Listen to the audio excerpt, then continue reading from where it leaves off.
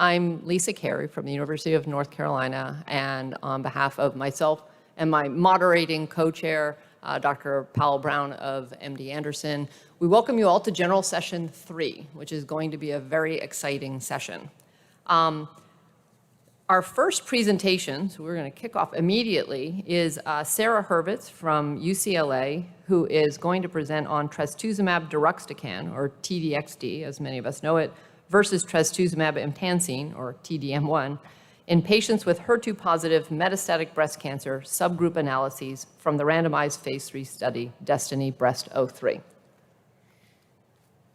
Thank you so much. It's my pleasure to be here on behalf of my co-authors. I'm very pleased to present this next analysis of the DESTINY-Breast03 clinical trial. Here are my declarations.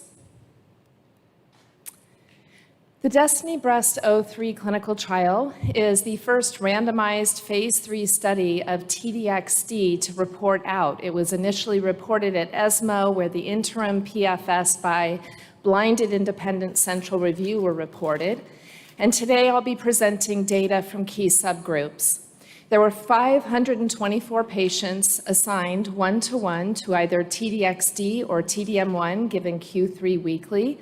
Stratification factors were hormone receptor status, prior treatment with pertuzumab, and history of visceral disease.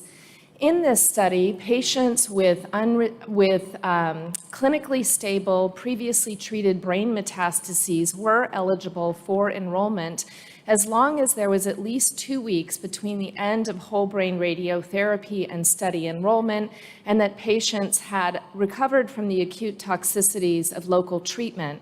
There was a protocol amendment of the study. Initially, when the study opened, it allowed some patients with untreated, stable brain metastases, and then a protocol amendment was placed which required all patients be treated. Brain metastases were measured at baseline by CT or MRI, and lesions were monitored throughout the study for those patients with a known history of brain metastases. It's important to note that brain metastases were not a stratification factor. Baseline characteristics are shown here, and were fairly well balanced between the two treatment arms. As previously shown at ESMO, a higher proportion of patients are from Asian countries, 57% for TDXD, 61% for TDM1.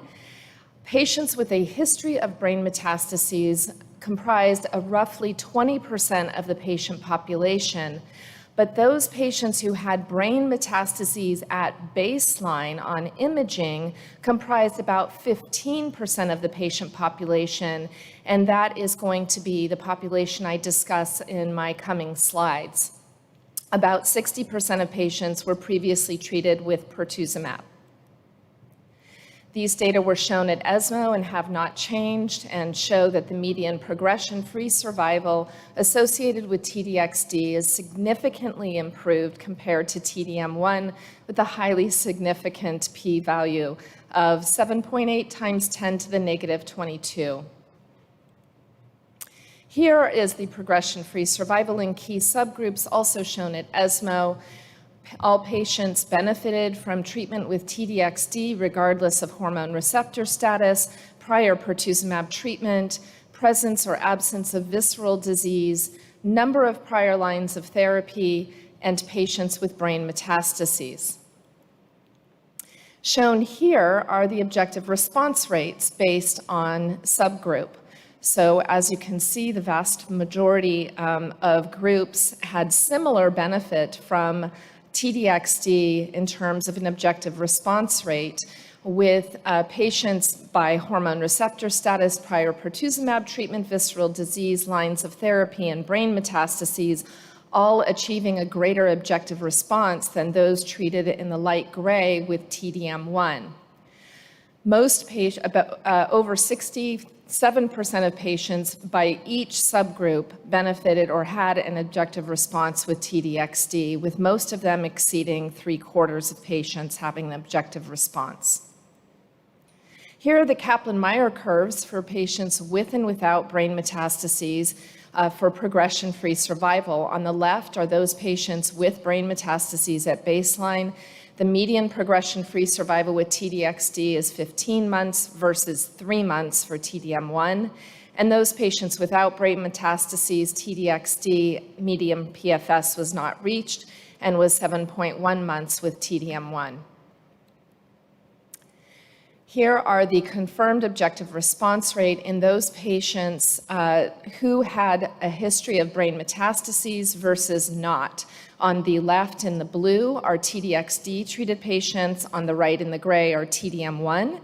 And just focusing now on the second column, those patients with brain metastases treated with TDXD had a 67% objective response rate. This is for the body, not the intracranial objective response rate, and 20.5% for TDM1.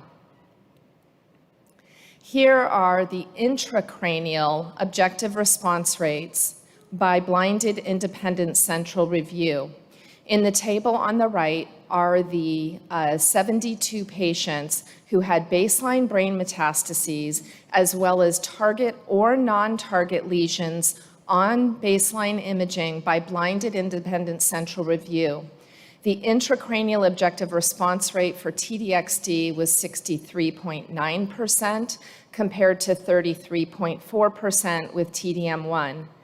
In fact, 28% of patients had a complete response in the brain with TDXD versus 3% with TDM1. The waterfall plots shown on the left include only those patients with target lesions by blinded independent central review, and the proportions look similar to the table on the right. Exposure-adjusted incidence rates are a standardized measure of risk per patient year that is commonly used to summarize safety data in long-term studies with potential differences in the follow-up duration between treatment arm. The median treatment duration was 14.3 months for TDXD and 6.9 months for TDM1.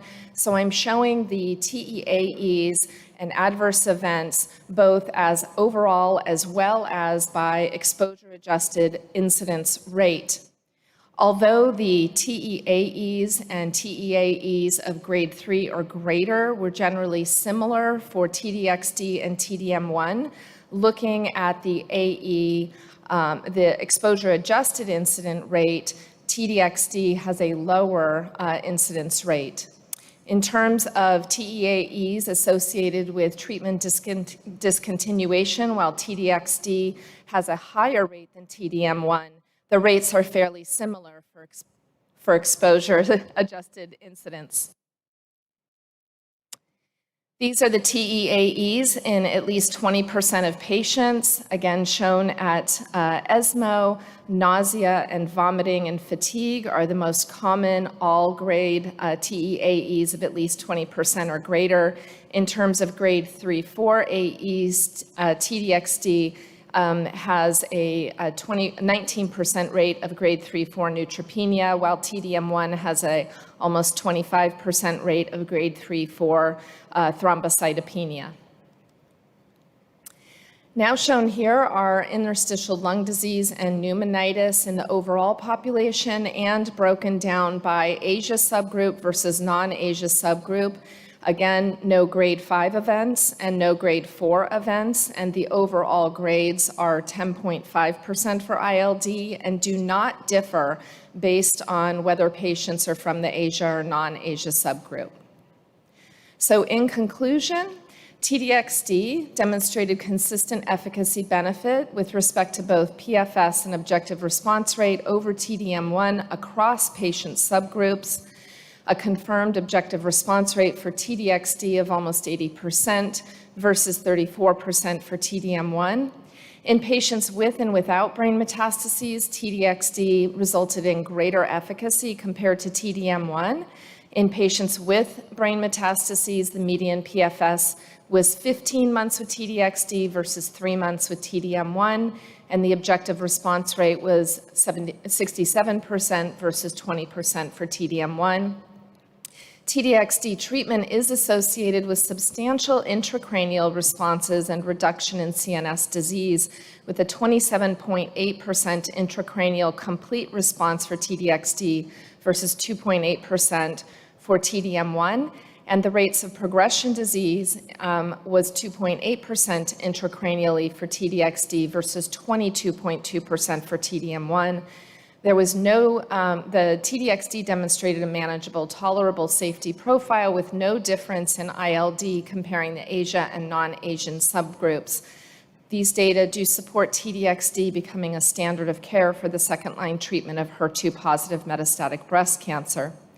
We would like to thank first the patients and their families for their participation, the site staff for their contributions, and the investigators and sponsors. Thank you very much.